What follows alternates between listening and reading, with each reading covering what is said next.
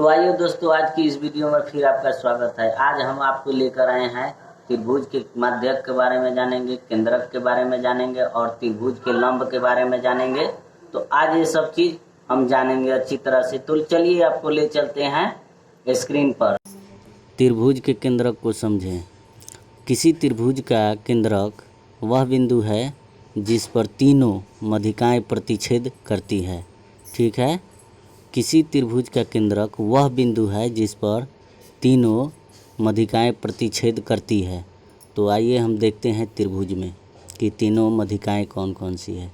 तो देखिए, तीन ऊपर शीर्ष है, शीर्ष से एक रेखा खींची गई है और एक बाएं साइड से खींचा गया है और एक दाएं साइड से खींचा गया है। तो बाएं और दाएं और ऊपर से जो शीर्ष से खींचा गया है, ये तीनों शीर्ष से खींचा गया रेखा है जो एक दूसरे को एक बिंदु पर प्रतिच्छेद करती है। ठीक है। तो जहाँ एक बिंदु पर मिलती है वही मध्यिकाएं जो प्रतिच्छेद करती है वही केंद्रक कहलाता है, वही केंद्रक है। ठीक है। तो यही हमको समझना है। तो चलिए अब आगे बढ़ते हैं, त्रिभुज के अभिलंब को जानें। अभिलंब किसी त्रिभुज में एक भुजा के विपरीत शीर्ष से भुजा पर डाला गया लंब अभिलंब कहलाता है। ठीक है। किसी त्रिभुज में एक भुजा के विपरीत शीर्ष से भुजा पर डाला गया लंब अभिलंब कहलाता है। ठीक है। तो आप देखिए, यहाँ से एक शीर्ष से रेखा आई हुई है और एक रेखा पर बीच में माध्यम उसका जो होता है, माध्य में एक रेखा आकर मिली है, तो उसी को अभिलंब कहते हैं। जो शीर्ष से आकर के इस रेखा में के बीचों बीच मिल जाए वही अभिलंब कहलाता है। ठीक है। तो इस रेखा को आप लोग आकृति में ध्यान से देख सकते हैं और समझ सकते हैं आराम से। अब त्रिभुज के अभिलंब आप लोग अच्छी तरह से जान गए होंगे। तो आगे अब बढ़ते हैं कि माध्यिका किसे कहते हैं। ठीक है। माध्यिका को अब हम समझेंगे।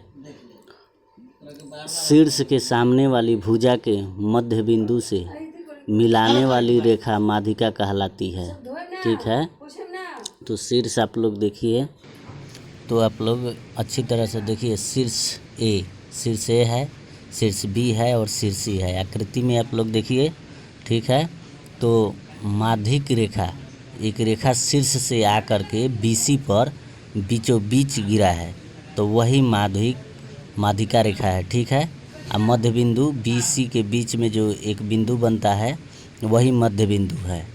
तो इसे हम माध्यिका को अच्छी तरह से समझ सकते हैं। आपको एरो से संकेतित किया गया है मध्य बिंदु को और माध्यिका रेखा को। तो आप लोग देखिए, शीर्ष से गिरा हुआ एक मध्य बिंदु पर रेखा है जिसे माध्यिका रेखा कहते हैं।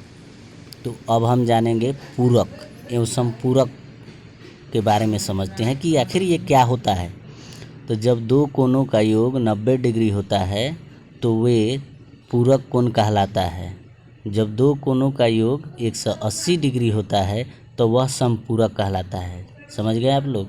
जब दो कोणों का योग 90 डिग्री होता है तो वह पूरक कहलाता है, और जब दो कोणों का योग 180 डिग्री होता है तो वह संपूरक कहलाता है।